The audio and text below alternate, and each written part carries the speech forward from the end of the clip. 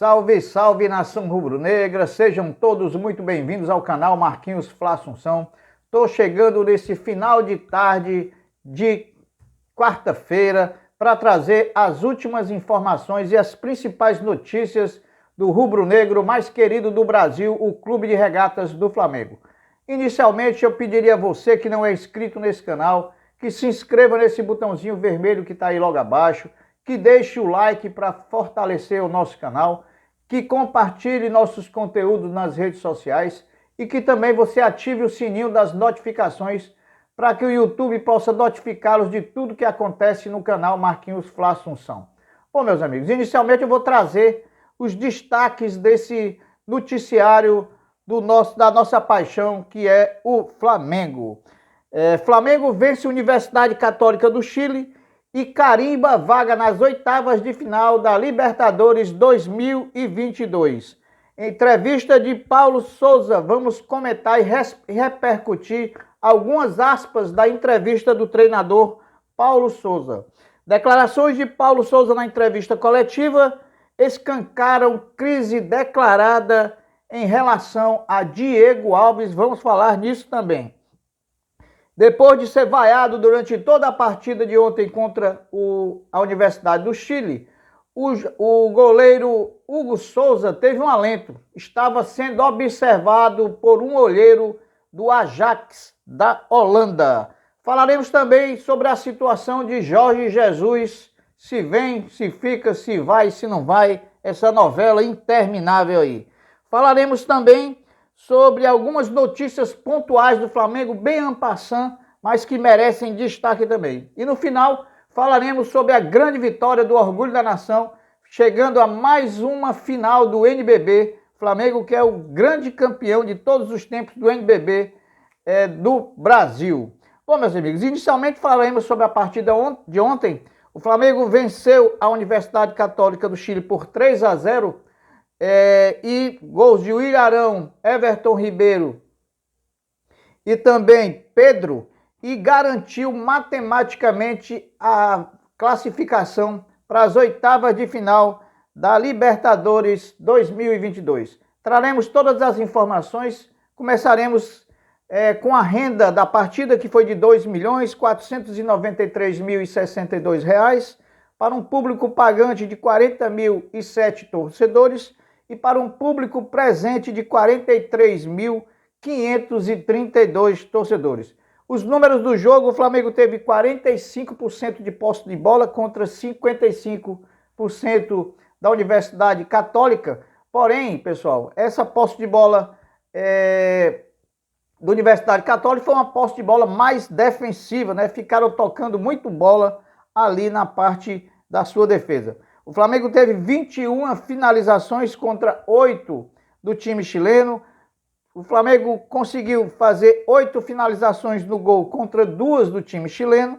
O Flamengo teve 5 grandes chances, oportunidades de gol contra 2 do chileno. E o Flamengo também teve 316 passes certos, o que dá 84% de acerto, contra 382 da Universidade Católica, que deu 83%. O Flamengo iniciou a partida comandada pelo treinador Paulo Souza no esquema 4-2-3-1, repetindo o esquema que ele jogou em Fortaleza contra o Ceará. O Flamengo teve 2 tempos distintos. No primeiro tempo, o time estava bem encaixado na marcação, muito objetivo no que queria, muita intensidade na marcação alta, pressão pós-perda, roubou várias vezes a bola do adversário e terminou o primeiro tempo vencendo por 2-0, gols de Willian Arão de cabeça, terceiro gol seguido dele de cabeça, e Everton Ribeiro também de cabeça numa assistência de Bruno Henrique. O que a gente tem de destacar de negativo foi Gabigol perdendo pelo menos 2 grandes chances, gols que realmente ele não perde. Não sei o que está acontecendo. Bruno Henrique, mais uma vez, se esteve muito bem. Hugo, inseguro como sempre, mais uma vez falhou em um lance. Por sorte, a Universidade Católica não fez o gol e também sofreu vaias da torcida durante toda a partida. E aqui eu quero a opinião de vocês. É válido você vaiar um jogador do seu time do coração, do Flamengo, durante a partida? Responda aí, deixe seus comentários, né, na página. Rodrigo Caio, muito bom, muito seguro, muito tranquilo, está readquirindo a condição, está pegando o ritmo de jogo e a tendência é só crescer, voltando a ter aquela velha forma de 2019. O placar foi justo? Não. Poderia ter sido muito mais. Foi pouco porque o Flamengo perdeu muitas oportunidades, principalmente o Gabigol. No segundo tempo, o time diminuiu a intensidade, a saída da defesa para o ataque ficou um pouco mais lenta, o ritmo foi menor e a gente faz a seguinte pergunta: será que a intensidade da marcação no primeiro tempo prejudicou o desempenho do segundo tempo?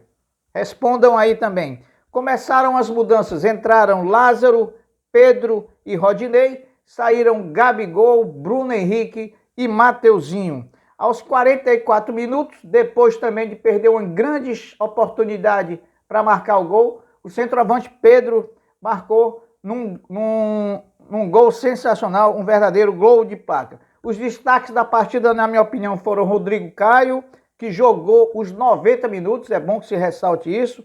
Everton Ribeiro, um motorzinho, tanto partindo para o ataque como na recomposição defensiva. Ayrton Lucas também é bom se destacar, esteve muito bem.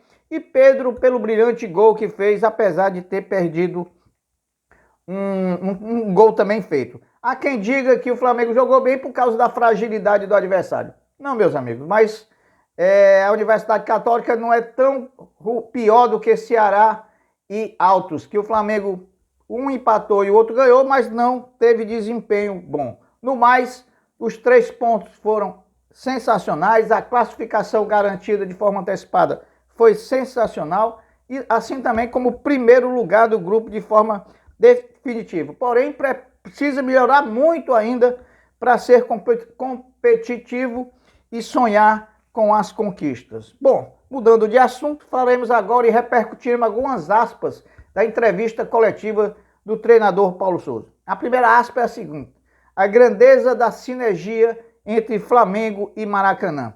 Ora, meus amigos, a nação é sim o grande aliado do Mengão no Maracanã. Apesar do clima tenso pelos legítimos protestos contra a diretoria, contra também o treinador e até também contra jogadores, a torcida empurrou o time, vibrou com a vitória e com a classificação. Os alvos não foram poupados. O treinador Paulo Souza, sim, eu achei que não foi muito questionado. Pouparam o treinador Paulo Souza. Outra aspas do treinador: eu paguei para estar nesse clube. O treinador Paulo Silva demonstrou, através dessa aspas, acreditar no seu trabalho, situação que parece ser corroborada pelos jogadores, visto que no primeiro gol, da comemoração do primeiro gol, todos os jogadores, sem exceção, foram abraçar o treinador. Por final da fala, ele disparou: serei feliz comandando o Flamengo. Outra aspas, ele disse: eu vim ao Flamengo contratado para renovar e reconstruir. Ora, o treinador deu a entender que desde o início tem o respaldo de Marcos Braz / Spindel para reconstruir e renovar parte de um plantel que vem desde 2019, já estando há quase 4 anos no clube. Essas foram essas impressões acerca da entrevista coletiva e de algumas aspas do treinador Paulo Souza. Agora vamos mudar de assunto, falaremos das declarações também de Paulo Souza em relação a Diego Alves. Parece que pegou muito mal ao treinador Paulo Souza uma reunião que o goleiro Diego Alves do Flamengo teve com o diretor executivo do Flamengo, Bruno Spindel.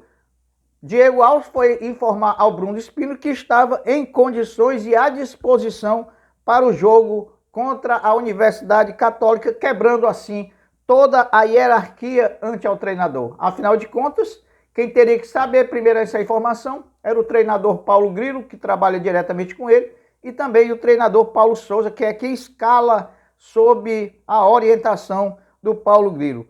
Paulo Souza foi duro ao comentar essa situação quando perguntado na entrevista coletiva. Disse ele: dores não passam depois de uma reunião com Bruno Spindel. Ora, meus amigos, quem estava há uma semana sem treinar com bola, na véspera da partida voltou ao campo para treinar e se apresenta como preparado para a partida? Situação insustentável e constrangedora do nosso querido goleiro Diego Alves. Parece que o Diego Alves não lida muito com a situação de aceitar a reserva. Já houveram outras oportunidades em que isso ficou bem claro. Então eu acho que fatalmente os dias de Diego Alves no Flamengo cada vez se aproximam mais do fim. Bom, meus amigos, o goleiro Hugo Souza, depois de ser vaiado durante toda a partida pela torcida do Flamengo pelas falhas que tem cometido, principalmente na falha de domingo e sábado passado em Fortaleza contra o Ceará, ele teve um alento para jogar aquela partida. Estava no Maracanã o olheiro do Ajax da Holanda, disposto a observá-lo para uma futura e possível contratação. É bom que se informe que esse desejo do Ajax é um desejo antigo, que foi manifestado logo que o Hugo foi lançado, que atravessava uma fase muito boa e dificultou, assim, a operação de uma possível proposta do Ajax pelo goleiro Hugo Souza. Bom, meus amigos, em relação à situação de Jorge Jesus, cada vez mais tratada de forma especulativa o retorno do treinador Jorge Jesus ao Flamengo. Enquanto há pessoas, portais e influências de todo modo que noticiam que o Flamengo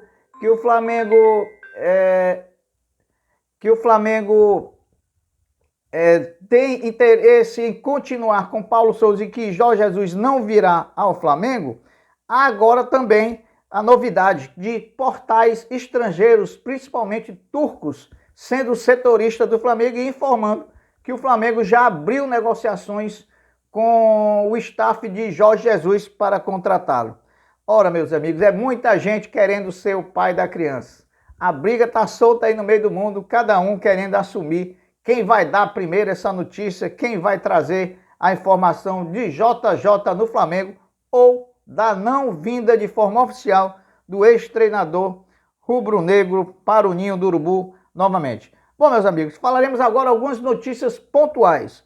Definida a arbitragem de Flamengo e Goiás, sábado no Maracanã, 16h30, será o árbitro Braulio Machado. O Flamengo, com a vitória de ontem, tem o segundo maior aproveitamento na Libertadores 2022, chegando a 86,7%, ficando atrás apenas do Palmeiras, que tem 100%. A Libertadores de 2023, pessoal, tem uma novidade.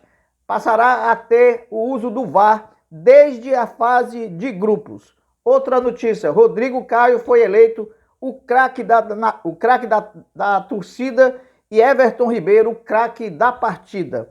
Bruno Henrique, com a assistência de ontem no gol de Everton Ribeiro, chega a 5 assistências nessa Libertadores e passa a liderar as estatísticas de assistência na competição.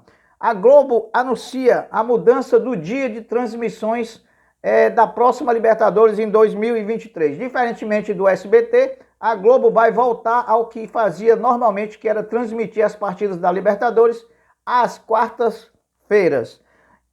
Também a notícia de que Everton Ribeiro chegou com o gol de ontem à marca de 40 gols com a camisa do Flamengo.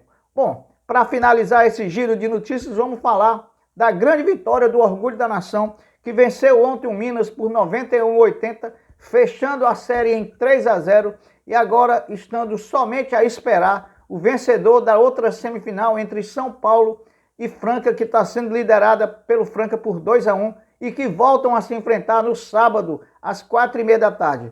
Com a vitória de ontem e a eventual chegada à final do NBB 2021-22, o Flamengo vai brigar pelo 8º título da competição e também assegurou classificação de forma direta para a Champions League da América em 2023. Bom, meus amigos, as notícias eram essas, eu vou ficando por aqui, pedindo que você se inscreva no canal, que ative o sininho das notificações, compartilhe os conteúdos nas redes sociais e deixe o like para fortalecer o canal. Me despedindo, dizendo para vocês, fiquem com Deus, porque eu sempre estou com ele. Saudações rubro-negras. Fui!